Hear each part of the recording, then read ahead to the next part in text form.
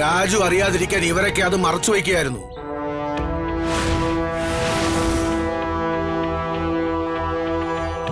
അവനെക്കുറിച്ച് ഒരുപാട് സ്വപ്നങ്ങളുണ്ട് ഞങ്ങൾക്ക്. സൗകര്യമുള്ള ഏതെങ്കിലും കുടുംബത്തിൽ നിന്ന് അവനൊരു വിവാഹം നടക്കണം.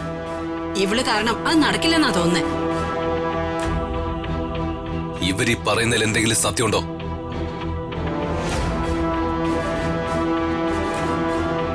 ഹരീഷിനെ എനിക്കിഷ്ടമായിരുന്നു. ഹരീഷിന് എന്നെയും ഇഷ്ടം.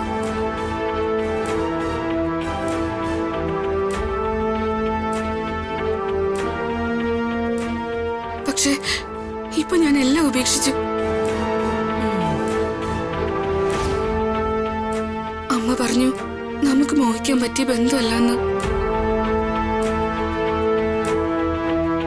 അപ്പോഴേ ഞാൻ തീരുമാനിച്ചതാ, ഹരീഷിനോട് പറഞ്ഞതുമാണ്. എന്നിട്ട് ഇന്ന് കണ്ടതോ?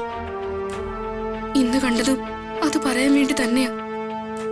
എല്ലാം മറന്ന് എല്ലാം ഉപേക്ഷിച്ച് അവരവരുടെ കാര്യങ്ങൾ നോക്കാൻ ഞാൻ ഹരീഷിനോട് പറഞ്ഞു. രാജുവേട്ടാ, എനിക്ക് ശ്രീയെ ഇഷ്ടമാണ്.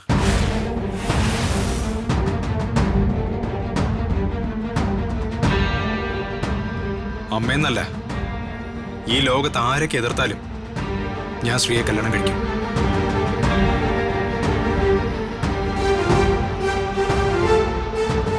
ശ്രീയെ മാത്രമേ കല്യാണം കഴിക്കൂ. ചെറുക്കന്റെ അഹങ്കാരം കണ്ടില്ലേ? ഇത്രയല്ലേ വളർന്നോളൂ, എന്നിട്ട് അവന്റെ സംസാരം കേട്ടില്ലേ? ഇട ഞങ്ങൾ ഈ പറയുന്നത് നിന്റെ നന്മയ്ക്ക് വേണ്ടിയാ. നന്മയ്ക്ക് വേണ്ടി? പണം മാത്രമാണ് അമ്മയുടെ നന്മ.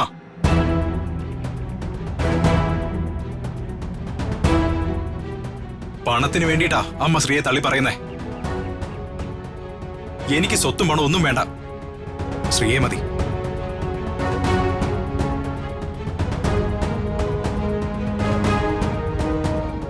രാജുവേട്ടാ, ഇന്ന് ഇതിലൊരു തീരുമാനം ഉണ്ടാവണം. പണത്തിന് വേണ്ടി ഈ ബന്ധത്തെ തള്ളി പറയുന്ന എന്റെ അമ്മയുടെ വാക്ക് നിങ്ങൾ മുഖവിലക്കെടുക്കരുത്.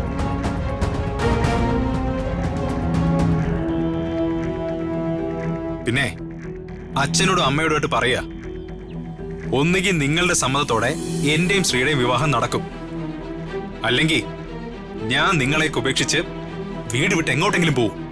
നോക്കിക്കോ. അങ്ങനെ വേണ്ടി വന്നാ പിന്നെ അച്ഛനുമായോ അമ്മയുമായോ ഒരു ബന്ധം ഉണ്ടാവില്ല. കണ്ടില്ലേ ചെക്കന്റെ അഹങ്കാരം? രാധമ്മയ്ക്ക് ഇതിലൊന്നും പറയാനില്ലേ? ഞാൻ എന്ത് പറയാനാ രുക്മിണിയമ്മേ? പലവട്ടം ഞാൻ രുക്മിണിയമ്മയോട് ഇതിനെ കുറിച്ച് സംസാരിച്ചതല്ലേ, എന്നിട്ടും ഒരു കരയിലും എത്തിയില്ലല്ലോ. അമ്മ വാ, അച്ഛനും വാ, ഇതിനൊരു കരയിൽ എത്തിക്കാൻ പറ്റുമോ നോക്കാം. ഇത് നടക്കാൻ രാജുവും ചില വിട്ടുവീഴ്ചകൾ ചെയ്യണം.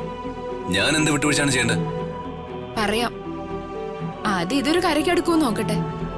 വാ അച്ഛാ, വാ അമ്മേ.